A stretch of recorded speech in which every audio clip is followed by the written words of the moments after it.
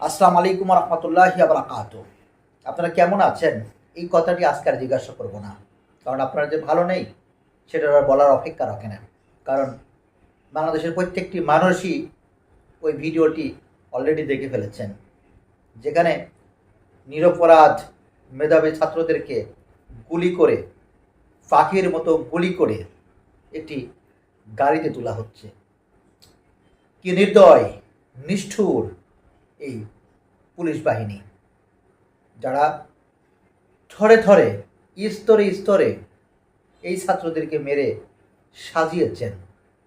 কি নিষ্ঠুরভাবে, নির্দয়ভাবে দেখছেন যে এই পুলিশ তারা এইভাবে গাড়িতে তুলছেন। সত্যি কতটা কষ্টের, কতটা বেদনার। যিনি দেখেছেন, আমি বিশ্বাস করি তিনি কখনো এটা ভুলতে পারছেন না। আমি বিশ্বাস করি স্বৈরাচার সরকারের নেতাকর্মী ও সহযোগী কোনো ব্যক্তিও যদি এই ভিডিও দেখেন, তাহলে নিশ্চয় তিনি যদি বিবেকবান মানুষ হন, তাহলে নিশ্চয় তিনিও কষ্ট পাবেন, তিনিও আহ করে উঠবেন যে সত্যি কি নির্দয়ভাবে, নির্মমভাবে, নিষ্ঠুরভাবে এদেশের পুলিশ বাহিনী স্বৈরাচার সরকারের হাতিয়ার হিসাবে কাজ করেছেন। নিরপরাধ মেধাবী ছাত্রদেরকে এভাবে পাখির মতো গুলি করে মেরেছেন। আমরা প্রায় সময় কিন্তু বলছি যে এই স্বৈরাচার সরকারকে হটাতে গিয়ে বিপ্লবী ছাত্র জনতা যেভাবে তাদেরকে হঠাতে গিয়ে মাঠে নেমেছিলেন, সেখানে এই স্বৈরাচার সরকারের নিষ্ঠুর, নির্দয় এই পুলিশ বাহিনী তারা এই ছাত্রদেরকে, হাজার হাজার ছাত্রদেরকে হত্যা করেছেন, গুম করেছেন, যেটা আমরা বারবারই বলে আসছি। শুধুমাত্র ছাত্রদের নয়, এই বাংলাদেশের সাধারণ নাগরিক থেকে শুরু করে প্রত্যেককেই তারা পাখির মতো গুলি করে হত্যা করেছেন এবং তাদের লাশ গুম পর্যন্ত করে দিয়েছেন। আমি হলফ করে বলতে পারি, এই সরকার যদি পতন না হতো, তাহলে বুঝতেই পারছেন, তাহলে হেফাজতের মতো আমরা শুনতাম যে কোনো ছাত্র হত্যা হয়নি, শুধুমাত্র এক আবু সাইদ ছাড়া। আমরা শুনতাম যে ছাত্রছাত্রীরা শুধু এদিক ওদিক দৌড়াদৌড়ি করছে, কোনো ছাত্র মারা যায়নি, এটাই শুনতাম। যেটা হেফাজতের হত্যার পরে যেটা এই স্বৈরাচার সরকার বলেছিলেন, তিনি এই বিপ্লবে যদি তিনি জিতে যেতেন, নিশ্চয় তিনিও এমনটাই বলতেন। এবং এদেশের টেলিভিশন থেকে শুরু করে প্রত্যেকটা চ্যানেল এত সুন্দরভাবে, এত দারুণভাবে, এত গোছালোভাবে তারা দেখাতেন, যেখানে মনে হতো এই ছাত্র জনতা, দেশের মানুষই সব থেকে বেশি অপরাধ করে ফেলেছেন, এই মেট্রো রেল, বিটিভি ভবন এবং এই সরকারের কিছু স্থাপনা ভেঙে। অর্থাৎ সেখানে এত সুন্দরভাবে দেখানো হতো বাংলাদেশে কোনো আন্দোলন নেই, বাংলাদেশে কোনো মানুষ মারা যায়নি, কোনো ছাত্র মারা যায়নি, কোনো ছাত্র জনতা মারা যায়নি। শুধুমাত্র এই ছাত্র জনতাই এই স্থাপনাগুলোকে ভেঙে বাংলাদেশের শত শত কোটি টাকা নষ্ট করেছেন।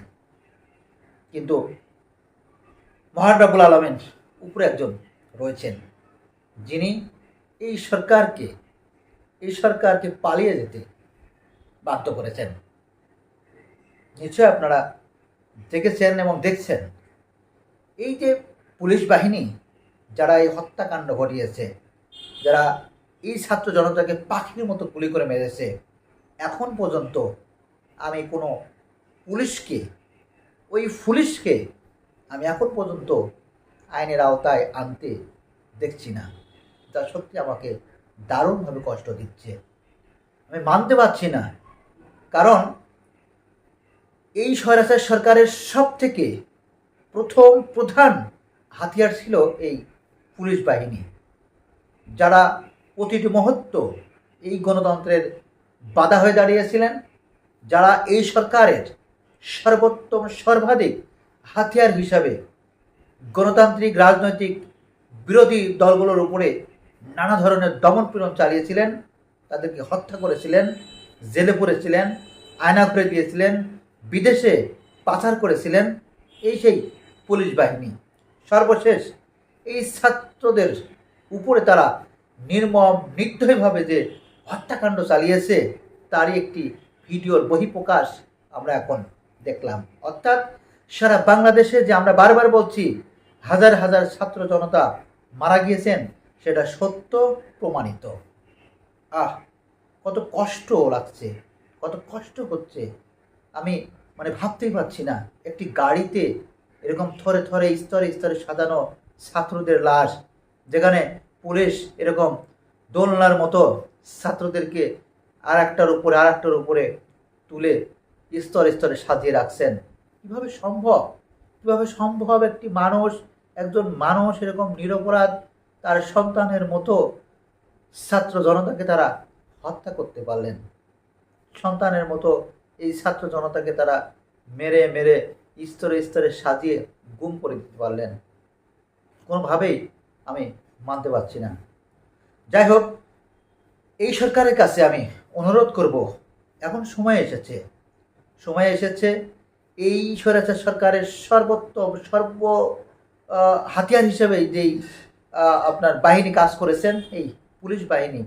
সুতরাং এই পুলিশ বাহিনীর যারা মূল ভূমিকায় ছিলেন তাদেরকে অতি সত্বর আইনের আওতায় আনতে হবে।